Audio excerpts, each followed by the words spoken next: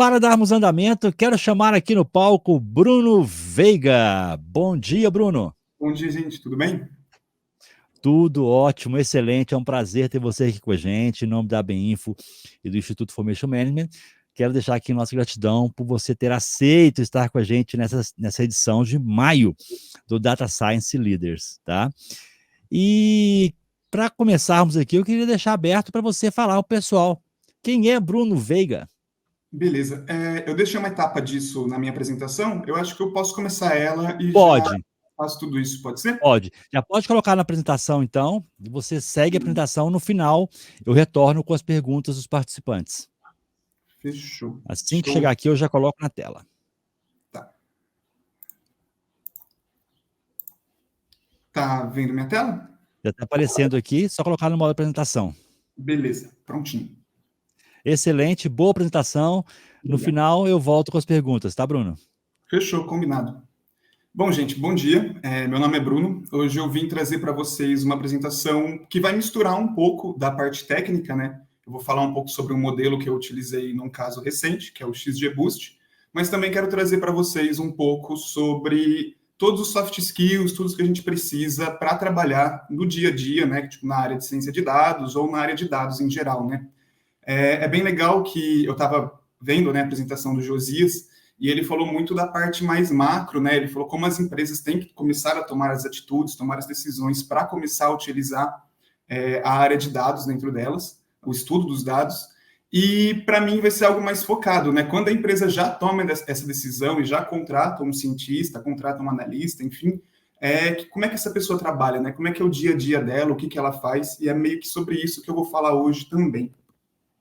Aqui está o índice, né? Como eu vou lidar com a apresentação, né? Como eu vou guiar ela. Vou falar primeiro da minha empresa, né? Eu estou aqui a convite da Blueshift também, que é a empresa para a qual eu trabalho. Quem sou eu? Vou dar a introdução do projeto, os objetivos, metodologias, quais foram os ganhos da empresa com o projeto que a gente realizou, os próximos passos e as lições aprendidas. Bom, para começar, né? Eu queria falar da Blueshift. A Blueshift é uma consultoria. Ela é especializada em entregas de soluções na área de dados desde 2011. As soluções são sempre customizadas, né? A empresa contrata a Blueshift com uma demanda, né? Com um projeto, e a Blueshift entrega uma solução para ela. Em 2021, a Blueshift foi a primeira consultoria da América do Sul que recebeu essa distinção Advanced Specialization da Microsoft. E atualmente nós temos parcerias, fomos eleitas a parceira do ano, né? A empresa parceira do ano, pela Blue Prism, pela Microsoft e pelo Databricks. A gente trabalha com serviços e soluções de Big Data e Analytics, né? Trabalhamos também com aceleração de negócios através de RPA, soluções de IoT, como gestão de sensores, aplicação de modelo preditivo, que é um pouco do que eu vou falar para vocês hoje, né? O projeto que eu atuei é um projeto de IoT com modelagem, e trabalha também com o PDV analítico, que proporciona varejistas, né, empresas do ramo de varejo, acompanhamento em tempo real de vendas. Então, são diversas soluções. Além disso, tem muito mais coisa, né? É uma empresa que trabalha desde o back, front-end, até dashboards de Power BI em seus projetos, né? A gente gera aplicações que passam por todas as etapas, e é muito legal para vocês conhecerem também.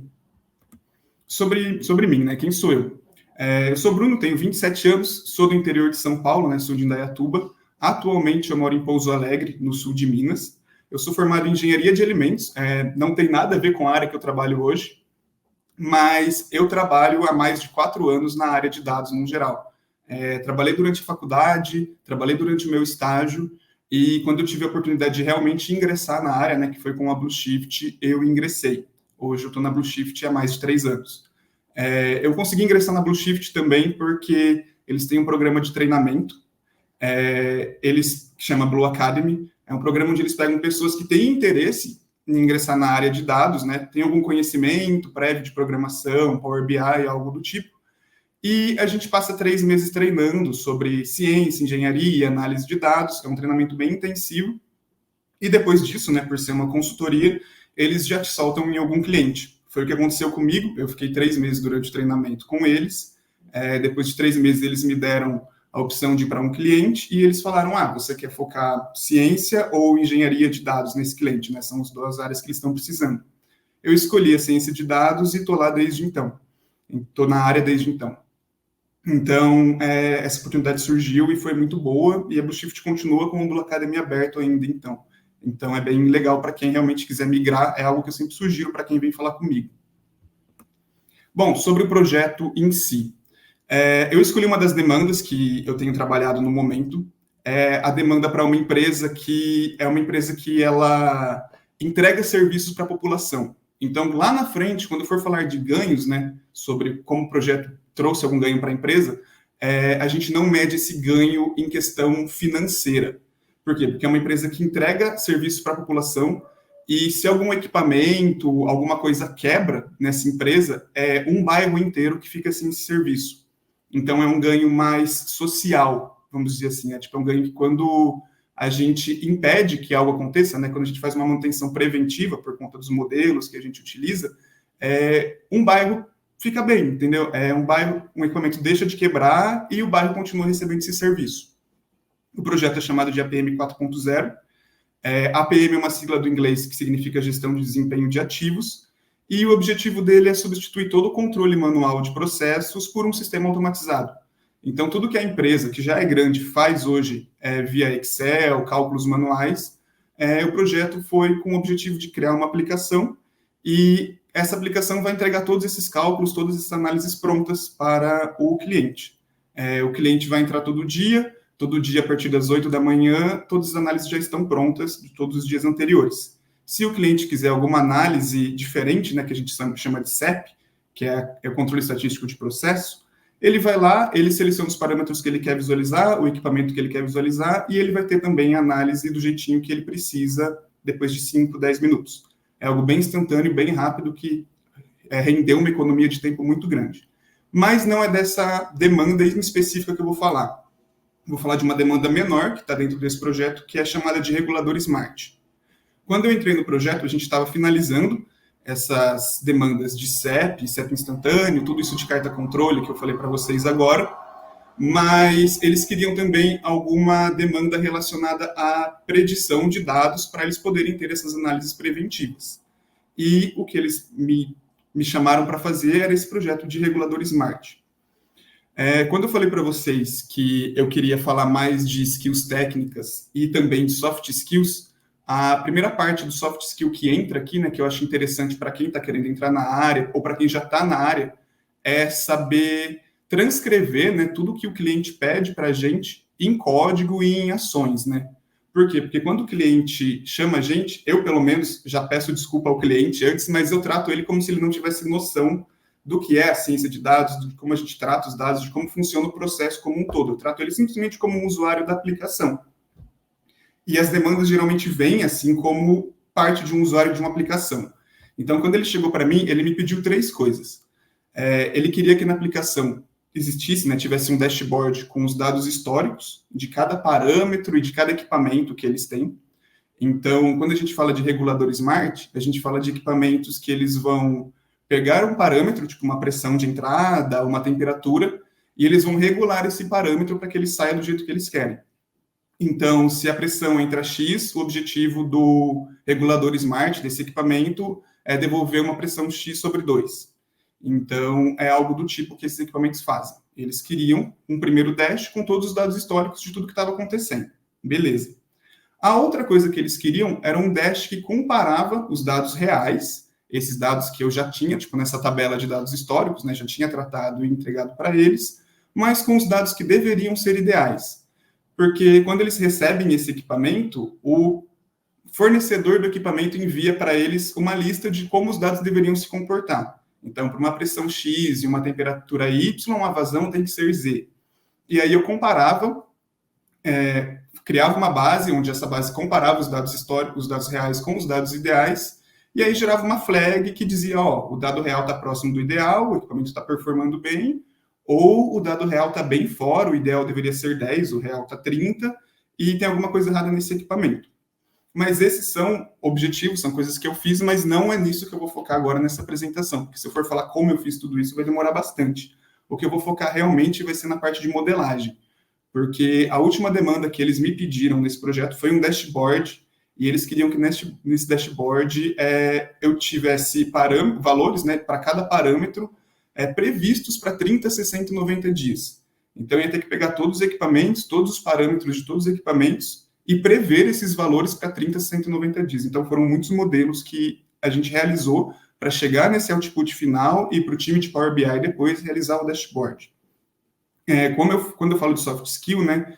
Por quê? Porque quando o cliente chega para a gente no dia a dia, uma coisa que ele geralmente faz é isso, pedir as coisas para a gente numa forma de usuário, né? Ele pede o que ele gostaria de ver e a gente tem que ter essa noção de conseguir transcrever o que ele está pedindo para uma arquitetura de projeto, né? Identificar o que ele está pedindo, como a gente vai fazer isso e realmente passar para um código, né?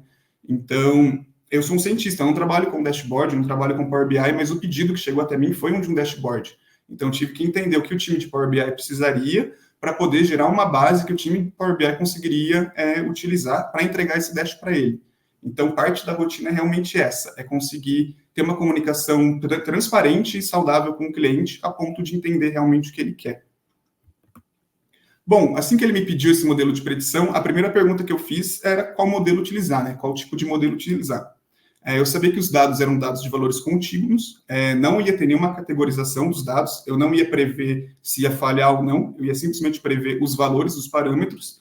Então, sendo um valor contínuo e um valor numérico, a gente trabalha com modelos de regressão.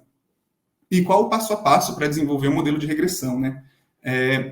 Tem vários cursos, várias coisas na internet que passam esse passo a passo, né? Falam do passo a passo em si. Eu estou agora focando mais no como eu trabalho.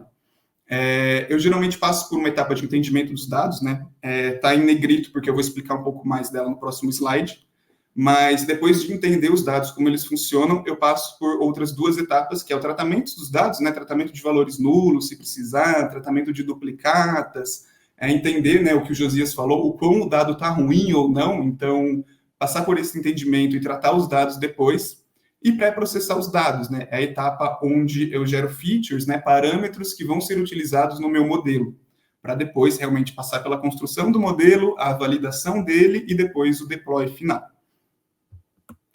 Bom, a etapa de entendimento dos dados, eu acho que isso é uma coisa muito legal, que casa muito com o que o Josias falou, né? Uma etapa que, assim, seria a etapa inicial e ideal para qualquer empresa que quer começar a trabalhar na área de dados, né? Seria entender os seus dados, fazer uma análise exploratória deles e tirar alguns insights. Eu realizo essa análise exploratória, né? E a partir de uma análise inicial, eu tiro alguns insights, né? Que são as análises estatísticas básicas de todos os parâmetros, de tudo que eu estou vendo, né?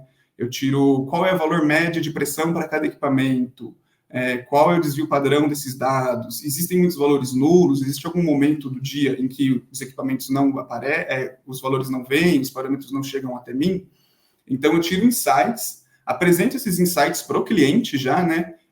O serviço de ciência eu acho muito legal porque antes, né, quando eu estava começando na área, eu tinha uma noção bem diferente. Eu achava que eles iam me pedir um modelo e eu só ia falar com o cliente quando o modelo estivesse pronto. Conforme o tempo foi passando, eu fui ganhando experiência na área, eu aprendi a sempre ter essa transparência com o cliente. Sempre mostrar para ele o que eu estou fazendo, que insight que eu estou tirando disso, qualquer dúvida, chamar ele, ou qualquer dúvida que ele tiver, ele pode vir me chamar. Então, está sempre, assim, em comunicação constante com o cliente. Depois desses insights iniciais, né, que são as análises estatísticas mais básicas, eu parti para análise temporal, né? Por quê? Eu estava trabalhando com parâmetros de equipamentos e eu achei que eles poderiam variar conforme a época do ano, né? Às vezes um equipamento que tem um tempo de prateleira de 1 ano, no final do seu tempo de prateleira, né, do seu tempo de vida, ele começa a performar um pouco pior, os parâmetros começam a mudar. Então, também faço uma análise temporal dentro da análise exploratória, onde eu vou observar se esses dados possuem uma tendência, uma sazonalidade, se existem variações temporais ao longo desses dados. Porque também é importante ter uma análise temporal. Como a gente está trabalhando com um modelo de regressão, e depois eu vou falar para vocês que o escolhido foi o XGBoost, quando a gente seleciona uma etapa de treino e depois uma etapa de teste do modelo, se o modelo realmente apresenta uma tendência, uma sazonalidade, se ele possui uma variação ao longo do tempo, é importante dividir esse treino e esse teste de uma forma mais linear, então de uma forma que varia ao longo do tempo. Caso contrário, a gente pode utilizar, né, eu pelo menos utilizo os dados de forma mais aleatória.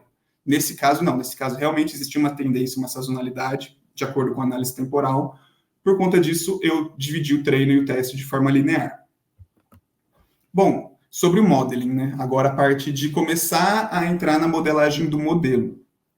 eu, tipo, fiz todas as features que eu queria durante a etapa de feature engineering, né, do tratamento inicial dos dados, criei várias e várias features, mas eu gosto muito de trabalhar com um modelo que tem no máximo 12, 11 parâmetros, né, 11, 12 features. Por conta disso, existem algumas bibliotecas que eu utilizo, que são bibliotecas que nos auxiliam a selecionar quais as features são melhores para a gente, né. Aqui está uma lista das bibliotecas que eu usei durante o processo de modelagem, né, durante o processo de feature selection. Usei todas elas em conjunto. Então, sei lá, a partir dessa biblioteca aqui, me vinha uma lista de features que eu poderia utilizar. A partir dessa, vinha uma outra lista, e a partir da de baixo, que é as correlações, né, entre as features, me vinha outra lista das que eu poderia utilizar. Eu cruzava as 3 listas e pegava as features que apareciam em todas. E assim foi todo um processo, né? A modelagem não é um processo em que a gente tenta uma vez e já chega um resultado final, né? A gente testa várias e várias coisas diferentes, várias e várias features diferentes, parâmetros diferentes, até chegar num valor realmente que agrade a gente ou que seja de acordo com o que a gente espera. Então, foi a partir disso que eu fiz a seleção de features e depois disso eu comecei a pensar realmente em qual modelo utilizar, né? A etapa de seleção de modelos. Uma outra coisa que acontece bastante no dia a dia e que eu acho interessante a gente ter como soft skill, né, é saber priorizar o que a gente vai fazer no momento que a gente vai fazer. Como eu falei para vocês, né, eu tenho 4 anos na área, passei 2 anos trabalhando em outro projeto antes desse, e nesse outro projeto, praticamente todos os modelos que eu fiz foram modelos de classificação. Então, quando eu vim para essa demanda, eu tinha feito só um modelo de regressão na minha vida inteira, então eu não tinha conhecimento, um conhecimento grande, um conhecimento assim, bom para realmente iniciar e entregar um modelo de regressão que eu tivesse confiante e falasse para o cliente, é assim que funciona. Então, antes de, sei lá, perder um tempo, né, porque também no dia a dia a gente tem prazo para entregar tudo, antes de perder um tempo estudando e lendo e fazendo curso e tal, a primeira coisa que eu fiz foi realmente, tipo, entrar na internet, pesquisar quais são os modelos que eu queria, quais são os modelos de regressão que casariam com o caso que eu tinha, se existia alguma biblioteca que poderia me ajudar e já aplicar eles. Assim, coisa de 20, 30 minutos de pesquisa, já selecionei esses 4 primeiros modelos, vi que existia uma biblioteca de AutoML, né, que é o TPOT, e utilizei eles. Hoje em dia, nesse projeto, a gente trabalha com Databricks. O Databricks é uma ferramenta bem robusta, então a gente consegue treinar diversos modelos ao mesmo tempo, né? A gente tem um ambiente também nessa empresa que eu estou trabalhando que é bem robusto, que a gente consegue treinar vários modelos ao mesmo tempo sem ter uma perda grande de performance. Então, eu criei 5 notebooks diferentes, um para cada modelo e um para essa biblioteca de AutoML, e treinei eles ao mesmo tempo, e conforme ia sendo o resultado de um, eu ia tentando melhorar os parâmetros dele, e assim vai até realmente ter um modelo que me agradasse. Para quem não sabe, TPOT, né, quando eu falo de biblioteca de AutoML, é uma biblioteca que ela vai treinar modelos para mim, então não tem uma seleção de modelos igual tem aqui, né? Eu importo lá o Random Forest, e aí treino com o Random Forest, mexo nos hiperparâmetros dele e recebo um output final. A TPOT vai fazer tudo isso para mim, desde a feature engineering, né, da criação de features, até o treino final do modelo e a entrega de um output com as métricas desse modelo para mim. Existe também o AutoML do Databricks e de várias outras ferramentas que é muito interessante utilizar também. Mas, enfim, fiz essa seleção de modelos, treinei diversos modelos diferentes, e de acordo com as métricas, o que mais se destacou, né, foi o XGBoost. Ele se destacou bastante em relação aos outros 3, e o meu output do TPOT também foi um modelo de XGBoost. Então, foi com ele que eu decidi seguir. Sobre as métricas, né, e a etapa de validação dos modelos. Quando eu estou trabalhando com modelos de regressão, existem algumas métricas que a gente utiliza para identificar se esse modelo realmente está performático, se ele está de acordo com o que a gente espera ou não. Uma outra coisa que aconteceu nesse projeto foi que, quando o cliente veio me chamar, ele falou que, além dos dashes, ele queria uma tagzinha no Power BI, e que nessa tagzinha a gente ia conseguir ver a acurácia do modelo de regressão. Eu não sei quantas pessoas aqui são da área, mas a gente sabe que modelo de regressão a gente não trabalha com acurácia como métrica, né? A gente trabalha com outras métricas e não com acurácia. A acurácia é mais para modelos de classificação.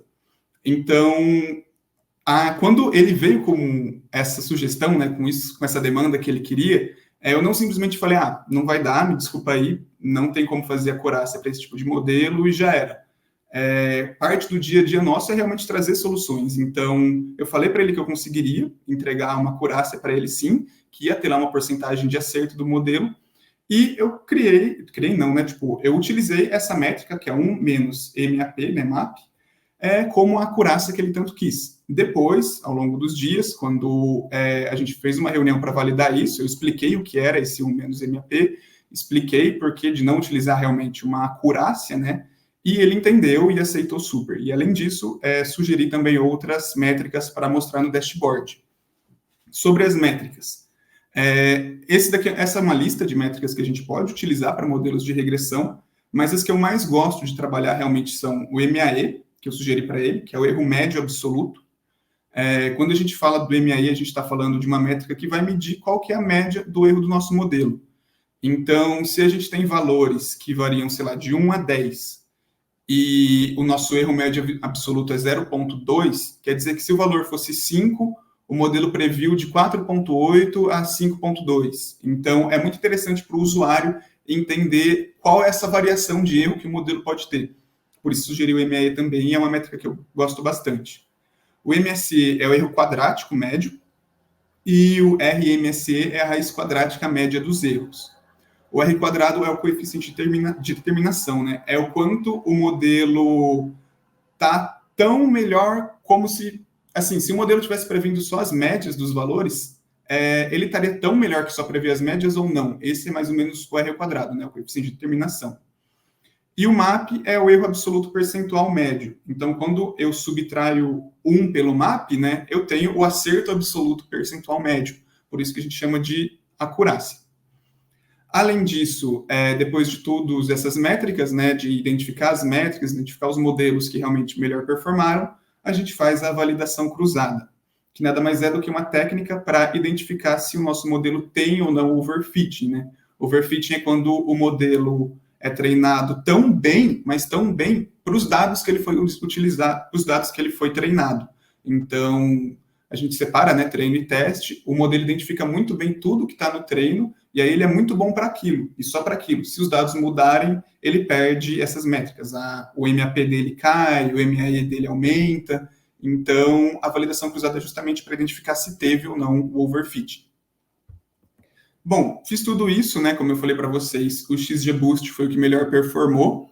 E assim que eu identifiquei essa melhor performance dele, né? Sabendo que eu não conhecia nada sobre ele antes, foi aí que eu fui atrás de realmente entender toda a teoria por trás do XGBoost, o que ele faz, porque ele performou tão melhor que os outros modelos, né? Porque foi sugerido tudo isso. E aí eu cheguei nesses 4 pontos.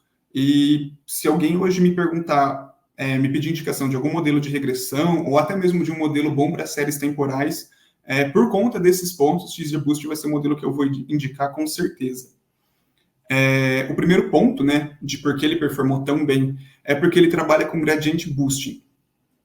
Eu não sei se todo mundo aqui tem noção da área de ciência de dados, de como funcionam os modelos, mas existe um modelo bem conhecido que é o modelo de árvore de decisões, é o Random Forest.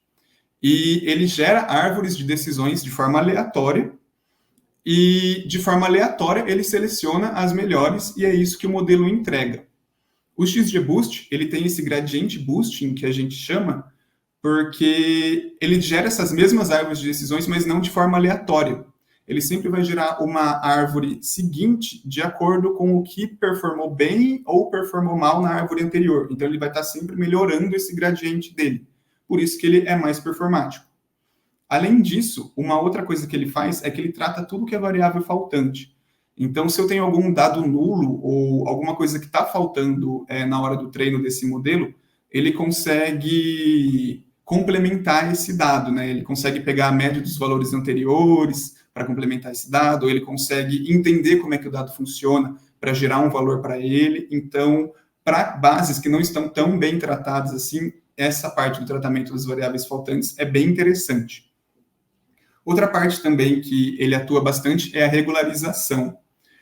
Toda vez que eu treino um modelo, né, eu sempre busco por outliers, que são esses valores que estão fora do que as variáveis costumam realmente ser, né? Se eu tenho uma target que varia de 10 a 20 e eu tenho valores de 35, 40, que são bem poucos, mas estão lá, eu busco entender se eles são outliers e se eles são, eu tiro eles da parte de treino, né? Não uso eles na hora de treinar o modelo.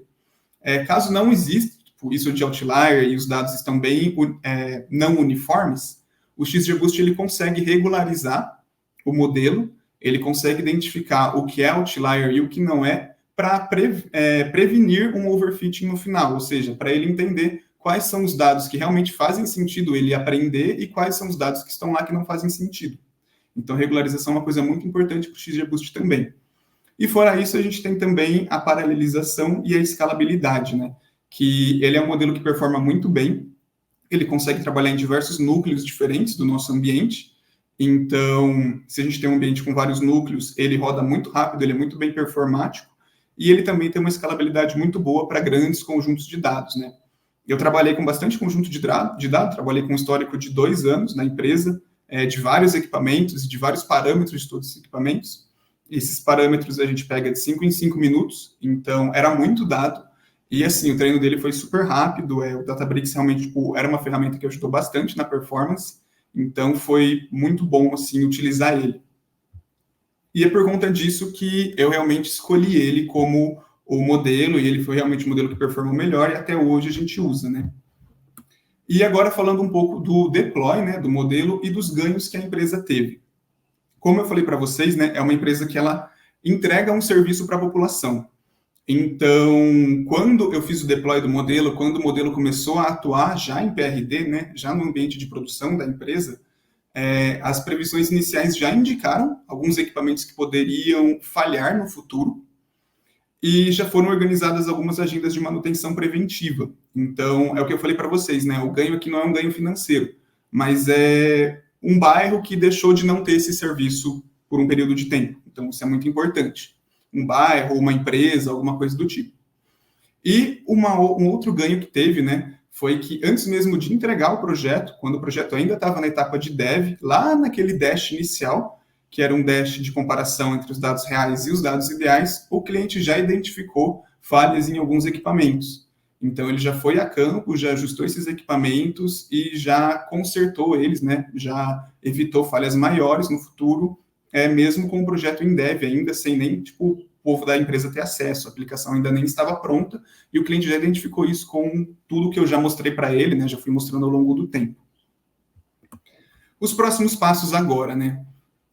Uma coisa que o Josias falou também, que eu acho muito legal, e eu vou traduzir para o jeito que eu falo, é que a gente entrega um modelo, e não é porque a gente terminou o modelo, a métrica dele estava lá boa, que pronto, o modelo está pronto. Não é assim que funciona, né? Então, geralmente, quando as empresas contratam uma consultoria, a gente entrega um modelo, tem toda uma etapa de sustentação do modelo ainda, né? Eu vou passar mais 1 ano nessa empresa e eu vou trabalhar durante esse 1 ano com a parte de sustentação desse modelo, né? Então, eu vou entender como é que os usuários estão utilizando esse modelo, quais sugestões eles dão para melhorar os dashboards, criar outros modelos, enfim, adicionar mais variáveis, mais equipamentos, e também está sempre trabalhando no retreino desse modelo, né? A gente tem dados chegando de 5 em 5 minutos, então tem sempre dado atual aparecendo, então sempre vale a pena ter uma esteira, né, ter um momento de retreino do modelo, com dados novos, com atualização das métricas, para poder realmente seguir com algo interessante e com dashboards que vão gerar análises importantes para o usuário. De aprendizado, né? As lições que eu aprendi ao longo do tempo, não só nesse projeto, mas acho que em todo o meu tempo de cientista de dados, né? Todo o meu tempo na Blue Shift, trabalhando na área, é que, como eu falei para vocês, a comunicação e a transparência com o cliente é fundamental. Não é só receber a demanda e entregar ela depois de 2, 3 semanas, depois de 1 mês. Tá sempre se comunicando, sempre mostrando os resultados, não ter medo dos nossos clientes, né? Eles são pessoas como a gente e o objetivo de todo mundo é o mesmo, né? É entregar a demanda que foi dada a nós. Além disso, saber priorizar as demandas é incrivelmente importante, e uma forma de fazer isso é usar as ferramentas que a gente tem hoje, né? Hoje, com todas essas inteligências artificiais, com o ChatGPT e com tudo isso, a gente escuta muito que essas ferramentas são inimigas e não são amigas. Mas a gente consegue, sim, utilizar elas para melhorar a nossa performance e trazer algum insight ou alguma coisa no dia a dia, né? quando eu falei para vocês que eu só tinha feito um modelo de regressão na vida, e tive essa demanda, e tive esse desafio, a primeira coisa que eu fiz foi realmente chegar no ChatGPT e falar, olha, tem uma base parecida com isso, e preciso de 4 modelos de regressão, o que você me indica?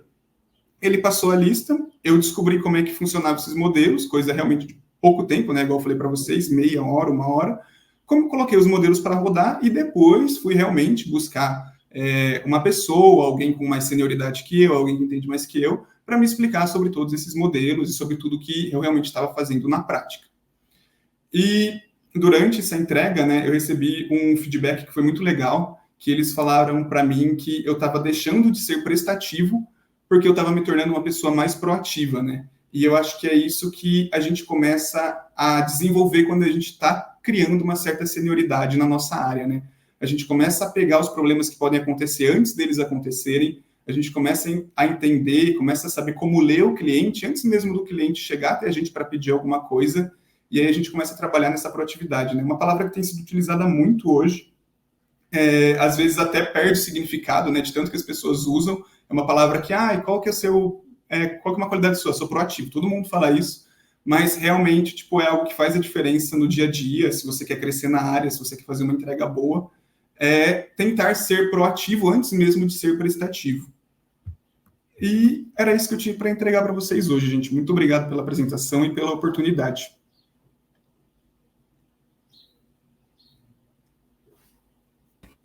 Excelente apresentação, Bruno, fantástico. Vou botar meu ponto aqui, que ficou fora. Excelente apresentação. Vamos ver aqui com o pessoal se tem alguma dúvida, alguma pergunta aqui para gente.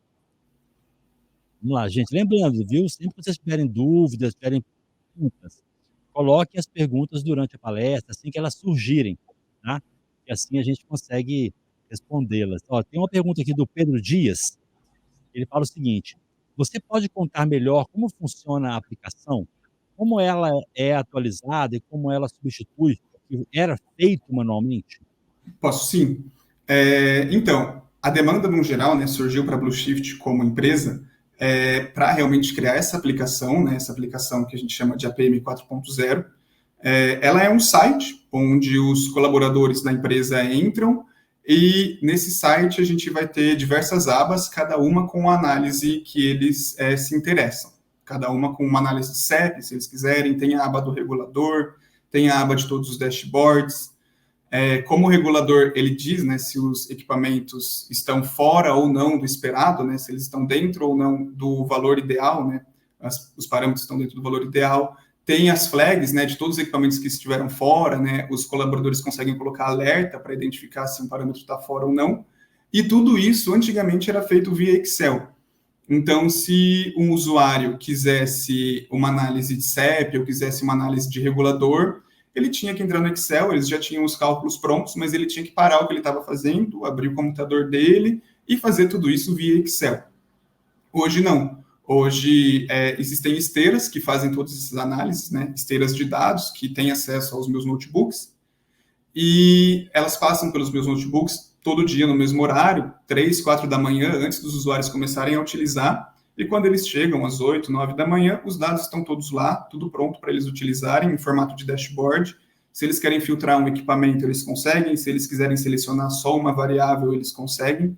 Então, é tudo muito mais automatizado. Assim, todo o tempo que eles tinham que parar para fazer as análises, está pronto para eles assim que eles começam a trabalhar.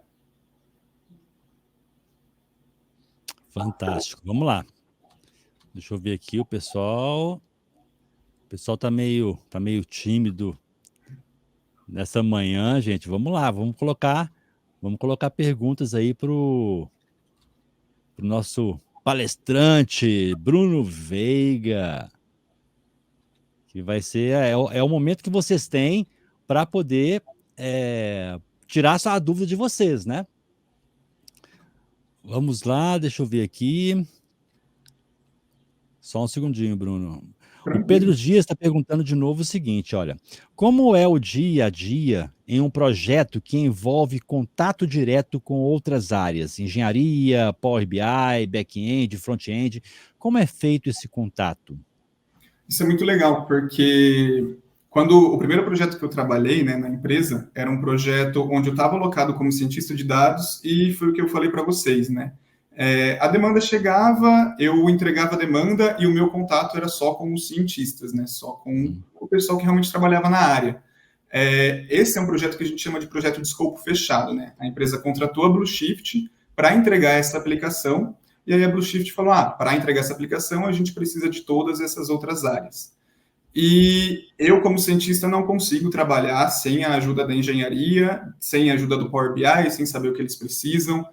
Muitas das coisas que chegam nos meus notebooks, os dados que chegam para mim em formato de JSON, enfim, vêm do back-end, do front-end.